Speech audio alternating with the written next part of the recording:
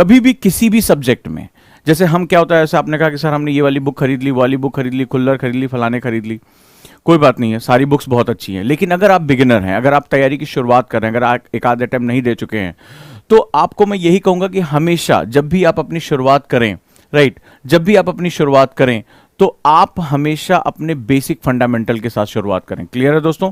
Basic fundamental का मतलब हुआ कि आप सबसे पहले सब्जेक्ट का स्पैन समझे। मेरे पास भी एनसीईआरटी आंदोलन में बहुत से बच्चे आए जिनके एस्पेक्ट्स कुछ और, अरे जल्दी जल्दी पढ़ा दो फैक्ट, क्योंकि मार्केट में इसी तरह पढ़ाया जा रहा है, फैक्ट पढ़ाया जा रहा है, स्लाइड्स दिखाया जा रहा है, पृथ्वी सूर्य दूरी बताई जा रही है, और बच्चा उसमें खुश है। वो जानता नहीं क्यों खुश, इसलिए क्योंकि वो जानता ही नहीं कि इस कुएं के बाहर भी दुनिया है। तो वो कुएं के मेढक की तरह बिहेव करता है, उसको लगता है ये मेरा कुआं जो है यही मेरा संसार है, पर वो भूल जाता है कि यूपीएससी एक समुद्र है, उस समुद्र से भी बड़ा है, इसका कोई और छोर नहीं है, इसको अनप्रेडिक्टेबल सर्विस कमीशन कहते हैं, ध्यान रखिएगा। तो ये अपने हॉराइजन का विस्तार करता है, और हॉराइजन यानी अपने आयामों का विस्तार करना ही मनुष्य का सबसे बड़ा गुण होना चाहिए। अपने आयामों का विस्तार करना है हमें। यूपीएससी क्या है? चैलेंज करना होता है रोज। जो ऑफिसर्स होते हैं, एसडीएम बने, डीएम बने, उसके बाद और भी ऊपर पोस्ट पे जा रहे हैं, तो वहां पर क्या होता है, उनके चैलेंजेस बढ़ते चले जा रहे हैं। तो ये सर्विस अगर ध्यान से देखोगे आईएएस या आईपीएस की या जो सिविल सर्विसेज की, तो उसमें देखोगे उनके हॉराइजन का विस्तार होता है। पहले उनको छोटा सा एक जो है वो सेगमेंट दिया जाता है, फिर एक जिला दिया जाता है, फिर एक राज्य दिया जाता है, देश में जो है वो महत्वपूर्ण भागीदारी करनी होती है, विदेश नीतियों में जाते हैं। तो इसका मतलब है कि अगर इस सर्विस में प्रमोशन का अगर लिस्ट आप देखते हैं, अगर ऊपर की तरफ कैबिनेट सेक्रेटरी तक जाने तक या डीआईजी तक जाने तक जो है, डीजीपी तक जाने तक, तो आप देखोगे ये पूरा सर्विस जो है वो आपकी लिमिटेशंस जो होती हैं, आपकी जो हॉराइजन है, आपका जो क्षितिज है, उसका विस्तार करने की नौकरी है। ये जो जॉब है, ये जो करियर है, वो आपके हॉराइजन का विस्तार करता है। एक आप एंट्रेंस जाते हो, आप सबसे पहले आप मान लो आईपीएस बने, तो आपने सीओ की पोस्ट संभाली, कुछ दिन वहां ट्रेनिंग की, धीरे धीरे धीरे धीरे धीरे डिप्टी एसपी बने, फिर एसपी, एसएसपी, धीरे धीरे ऊपर की तरफ जा रहे हो। और एक दिन ऐसा आएगा कि आप भारत को यूनाइटेड नेशन में रिप्रेजेंट कर रहे हो।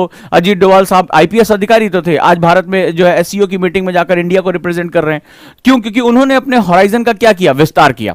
तो इस सर्विस का आज एक बहुत महत्वपूर्ण तथ्य जो सुबह सुबह एक बात निकल कर आई कि आपको, मनुष्य को, किसी भी क्षेत्र में, आप चाहे आईएएस बने, चाहे आप बैंक में नौकरी करें, आप इंजीनियर बने, कुछ भी बने, आपको अपने हॉराइजन का विस्तार करना है, अपने क्षमताओं का विस्तार करना है। यही मनुष्य का जीवन है।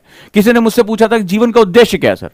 तो इसका उद्देश्य है अपने हॉराइजन का लगातार विस्तार करना, और ये सर्विस जिसको आपने चुनने की सोची है वो लगातार हॉराइजन के विस्तार की ही सर्विस मानी जाती है, राइट? हमें क्या करना है, मैं आपको जो मुख्य बात बताने जा रहा हूं। कई बार लोग इसको स्किप करते हैं, क्रक्स पढ़ते हैं, एनसीईआरटी का क्रक्स पढ़ा दो, ठीक है। और मैंने, अगर आपने एनसीईआरटी आंदोलन में देखा होगा, मैं सबसे ज्यादा टाइम इसी क्लास पे लगा रहा हूं, एक एक पार्ट पढ़ा रहा हूं। क्यों पढ़ा रहा हूं? ये इसका उद्देश्य आज आपको क्लियर हो जाना चाहिए। वो क्यों होता है? क्योंकि हम हॉराइजन के साथ इंटरलिंक करते हैं। मेरा मानना है कभी भी किसी भी जो बहुत इंपॉर्टेंट डायनेमिक सब्जेक्ट होता है उसमें डायरेक्टली एंट्री नहीं करनी चाहिए। डायरेक्टली इंपैक्ट हमेशा क्या करता है? हमें डर पैदा करता है। अगर अचानक से कोई चीज आपके सामने आ जाए तो आपके दिमाग में एक डर पैदा होता है। उसको सबसे पहले ईज के साथ जाया जाता है, ईज के साथ डायरेक्टली, फिर धीरे धीरे धीरे धीरे क्या होता है, वो चीजों को अंदर की, जब आप इनके साथ एक परिचित हो जाते हैं तब आप समझ में आता है।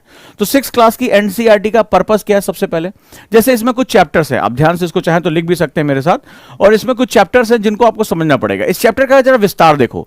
इस चैप्टर का जो विस्तार है, अगर हम बात करें तो इसको 3 से 4 पार्टों में, इसको 4 भागों में बांटा गया है। 6th क्लास की एनसीईआरटी कोई बहुत ज्यादा डेप्थ में डाटा नहीं देती है, बहुत बेसिक डाटा देती है, चाहो तो लिख लो। और जो बच्चे मेरे साथ हैं, चाहे एनसीईआरटी आंदोलन के बच्चे हों, उस बात को समझें कि आज ये पूरा जो ओरिएंटेशन है, ये जो लोग अभी मेरे साथ जुड़ना चाहते हैं, 2-3 दिन और है टाइम उसमें जुड़ने का, तो अगर वो मेरे साथ एनसीईआरटी आंदोलन में जुड़ना चाहते हैं, उस बात को समझे। और जो भी पढ़ना चाहते हैं वो हमेशा ध्यान रखें कि एनसीईआरटी इंपॉर्टेंट क्यों है और एनसीईआरटी में छोटी किताबें इंपॉर्टेंट क्यों बन जाती हैं। कई बार लगता है कि सर हम इसको तो बाद में भी पढ़ सकते हैं, और जैसे मैं पढ़ा रहा हूं तो कई बच्चों ने कहा सर बड़ा धीरे पढ़ा रहे हैं, बड़ा आराम से पढ़ा रहे हैं। आज मैं उसको बताता हूं कि उसके पीछे लॉजिक क्या है। ध्यान से अगर इसको सिलेबस को देखोगे तो तुम्हें क्या दिखाई पड़ा? 6th क्लास की एनसीईआरटी, पहला चैप्टर आपको खगोल विज्ञान यानी यूनिवर्स के बारे में, आपको बेसिक जो है वो हमारे सोलर सिस्टम के बारे में बताती है। दूसरा हमारे ग्लोब यानी हमारे अर्थ पर जो आपको मूवमेंट करना है, मैपिंग करनी है, उसके बारे में बताती है। इसके बाद अर्थ के जो है वो बेसिक स्ट्रक्चर बताती है कि अर्थ का बिहेवियर क्या है, जिसकी वजह से आगे इसी गतियों की वजह से जो हमारे मौसम में परिवर्तन होता है, जलवायु में परिवर्तन होता है, हमारे फ्लोरा फौना, हमारे खान पान, वनस्पतियों में इसी पृथ्वी के घूर्णन और रिवोल्यूशन की वजह से सारे चेंजेस आते हैं। इसके बाद अगला जो है वो आपको मानचित्र यानी कि मैपिंग पे आपको बताया जाता है कि कौन चीज कहां पर है। इसके पश्चात पृथ्वी के प्रमुख परिमंडल, अगर मेरे साथ आप जुड़े हैं तो आपको पता होगा कि पूरी इन्वायरमेंट इकोलॉजी का बेस यही है। अगर इन्वायरमेंट इकोलॉजी को आपको समझना है, यानी पर्यावरण को अगर आपको समझना है, तो पृथ्वी के प्रमुख आयामों को समझना बहुत जरूरी है। पृथ्वी के प्रमुख आयाम ही बताते हैं कि कैसे तरह सभी पार्ट्स में द्रव्य और ऊर्जा, एनर्जी और मैटर मूवमेंट करती है, और एनर्जी और मैटर के मूवमेंट में ऑब्स्ट्रक्शन जब आता है, रुकावट जब आती है, तभी पर्यावरणीय संकट जन्म लेता है। आज कनाडा वालों से पूछो, अमेरिका वालों से पूछो गर्मी क्या होती है, तो उन्हें समझ में आ जाएगा गर्मी क्या होती है। ठीक है, इतना भयानक जो है, हालांकि गांव में आग तक लग जा रही है, इतनी भयानक गर्मी है। उनका इंफ्रास्ट्रक्चर, उनकी सड़कें, ये सब उसके लिए है ही नहीं है। वो ठंड को सह सकती, गर्मी सही नहीं सकती, सड़कें चटक गई हैं, पिघलनी शुरू हो गई, ये हालत हो गई है वहां पे।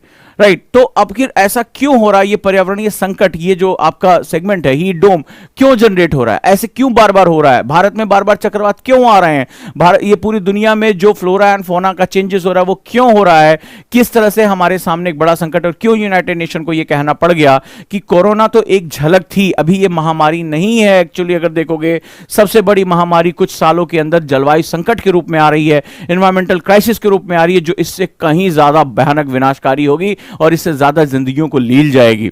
तो इसका सीधा सा मतलब है चेतावनी बड़ी गंभीर है। तो यहां पर आपको एनवायरमेंट एंड इकोलॉजी के बारे में आपको जानकारी मिलती है। इसके बाद आप आ जाते हैं जियोमॉर्फोलॉजी में, जहां पर पृथ्वी के प्रमुख स्थल, जो पर्वत, पठार, मैदान, इनके बारे में आपको, इनके बनने की प्रक्रियाओं के बारे में आपको जानकारी मिलती है। और इसके बाद आप पहुंचते हैं लास्ट टॉपिक की तरफ, और वहां पर आपको भारत की स्थिति यानी कि इंडिया का जो पोजीशन, साथ ही साथ वहां की जलवायु, वनस्पतियां, वन्य प्राणी और वन, जो बहुत इंपॉर्टेंट सेगमेंट्स होते हैं, जो इन्वायरमेंट का एक बहुत इंपॉर्टेंट पार्ट होते हैं, इसके बारे में आपको जानकारी मिलती है। जरा ध्यान से 6th क्लास के इस पूरे सेगमेंट को आप समझने की कोशिश करो। अगर कई बार हम जल्दबाजी में छोड़ देते हैं, टीचर इसको फैक्ट के रूप में पढ़ाते हुए निकल जाते हैं, सिर्फ 2-4 पॉइंट फैक्ट पढ़ाया निकल गए, बोले इसमें कुछ नहीं है, अगला 11th क्लास में। ज्यादातर मैंने देखा है लोग 11th और 12th क्लास के बारे में बहुत विस्तार से बात करते हैं। बात करनी चाहिए, लेकिन हमेशा ध्यान रखिएगा, दो चीजें होती, एक होता है पढ़ना और एक होता है सीखना। ठीक है, एक होता है पढ़ना और एक होता है सीखना। I listen, I forget, I see, I remember, I do, I learn. मैंने हमेशा अपनी क्लास में कहा, अगर जिस चीज को आप लर्न कर गए, लर्न करने का वो आपकी हो गई।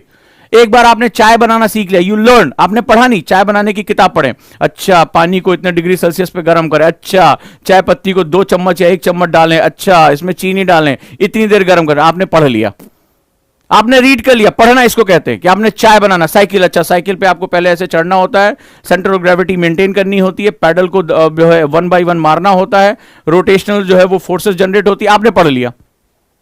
क्या मुझे बताओ, पढ़कर तुमसे साइकिल चल पाएगी? धड़ाम से गिरोगे, दांत के दो चार दांत जो है इधर उधर हो जाएंगे। क्यों? क्योंकि जब तक आप उसको लर्न करने का मतलब आई डू, आई लर्न, मैं उसमें इन्वॉल्व हो गया, इसलिए मैं उसको सीख पाया। बड़ी महत्वपूर्ण बात बता रहा हूं, हमारी शिक्षा व्यवस्था में ये पूरी चीज नलिफाइड है। आप उठाकर भारतीय शिक्षा व्यवस्था को देखोगे तो ये पूरी चीज गायब है। हमारे यहां सिर्फ और सिर्फ हम एक रेस में लगे हुए हैं, ढेर सारे लोग हैं, बेरोजगारी इतनी ज्यादा है, हर सीट के लिए हमारा किसी के पास सोचने का वक्त नहीं है कि मैं पढ़ रहा हूं या मैं सीख रहा हूं। दोनों में बहुत अंतर होता है। एक बार जब आप सीख गए तो उस चीज पर आपकी कमांड तय हो जाती है, यह बात याद रखिएगा। तो कमांड करना है, और कमांड करने वाला ही तो क्या होता है, सेनापति होता है। सेना में पीछे तो बहुत लोग लड़ रहे हैं, तो अगर आपके पास कमांड है, तलवारें सबके पास है, लेकिन एक तलवार पर अपनी कमांड करके अच्छा लगता है, उसको तलवार चलाने आता, वो अपने दिमाग का इस्तेमाल करके उसने लर्न किया, प्रैक्टिस की है, तो वो क्या होता है, वो वही इंसान सामान्य निकलकर सेनापति बन जाता है। जब आप हुमायूं के बारे में पढ़ेंगे तो आप क्या पढ़ेंगे, आप वो इस तरह किस तरह से जो है वो आगे एक छोटे से पद से निकलकर वो जो है एक सेनापति के रूप में आगे चला जाता है। तो ऐसे बहुत से लोग हैं जो एक सामान्य जीवन शुरू करके बहुत आगे चले जाते हैं। तो इसका मतलब क्या हुआ, तलवारें सबके पास थी, उसने उसको लर्न किया। तो अब आपको तय करना है कि इंडिया के सबसे टफेस्ट कंपटीशन में, जिसमें सबसे ज्यादा नंबर ऑफ पीपल है, सबसे ज्यादा टैलेंटेड लोग आ रहे हैं, और मैंने इससे पहले लॉजिक दिया था कि आने वाले टाइम में और ज्यादा लोग आएंगे, क्योंकि जो प्राइवेट जॉब्स है वो धीरे धीरे श्रिंक कर रही हैं। और अभी आपने देखा कि सरकार ने जो राहत पैकेज दिया है, मैंने उस दिन भी अपनी क्लास में पहले बता दिया था, इस न्यूज़पेपर के आने से पहले, इस मीटिंग से पहले, कि यही ट्रेंड चल रहा है। अगर आप मेरी वीडियो जाकर देखोगे और उस दिन का अखबार, 2 दिन बाद का अखबार उठाकर देखोगे, आपको आश्चर्य होगा कि ओजांग सर ने इसको पहले ही कह दिया था कि हेल्थ सेक्टर और गवर्नमेंट सेक्टर का साइज बढ़ाया जाएगा। अब संसार के पास और कोई विकल्प नहीं है। भारत को भी समझ में आ गया, एसेंशियल सर्विसेज को हमें मॉडिफाइड करना ही पड़ेगा। यानी आगे आने वाले टाइम में जो जॉब्स है वो आपके लिए, यहां पर आपको अच्छी खासी दिखाई पड़ेंगी, कंपटीशन भी आपको उतना ही ज्यादा दिखाई पड़ेगा। इसीलिए मैं फिर से कह रहा हूं, अपने इंफ्रास्ट्रक्चर को संभालो। जो स्टूडेंट प्री दे चुके हैं और वो क्वालिफाई नहीं कर पाए, वो भी मेरी बात को बड़े ध्यान से समझे कि वो डायरेक्टली किसी के प्रभाव में पहुंचकर सीधे सब्जेक्ट में कूद गए और उनको तैरना नहीं आया। हमारे यहाँ कहावत होते है, बिच्छी का मंत्र जाने ना सांप के बिल में हाथ डाले।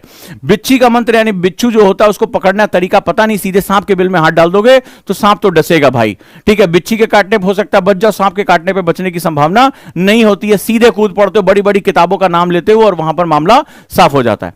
तो अगर इसका लेआउट देखोगे तो तुम्हें क्या होगा, ये तुम्हें सब्जेक्ट से परिचय कराती कि एक्चुअली में आगे भूगोल अपने विस्तार के साथ क्यों है, और क्यों एनसीईआरटी आंदोलन में सबसे ज्यादा टाइम इस पे ले रहा हूं, और क्यों मैं इसके फंडामेंटल्स बना रहा हूं। क्योंकि एक बार आपकी नींव मजबूत है, बिल्डिंग आप चाहे जितनी बना लो। और क्या कारण है कि आज मेरे एनसीईआरटी आंदोलन के बच्चे सीधे सीधे हर क्लास में मेंस का क्वेश्चन मार रहे हैं। अभी बिल्कुल बिगिनर है, अभी क्लास शुरू हुई है और वो सीधे सीधे मेंस का क्वेश्चन, हाँ या ना, अगर मैं इस क्लास में है तो मुझे बताओ। अब तक मैं कम से कम 7 से 8 मेंस का क्वेश्चन, यूपीएससी मेंस का क्वेश्चन करा चुका हूं। अभी छठी क्लास की एनसीईआरटी मैंने अभी जो है वो इंट्रोड्यूस किया है। उसका कारण यह कि उनको फंडामेंटल समझ में आ रहा है। एक बार आप लर्न कर जाते हो किसी चीज को तो समझ में आता, तलवार ऐसे भी चलाई जाती है, तलवार ऐसे भी चलाई जाती है, आप मालिक हो गए।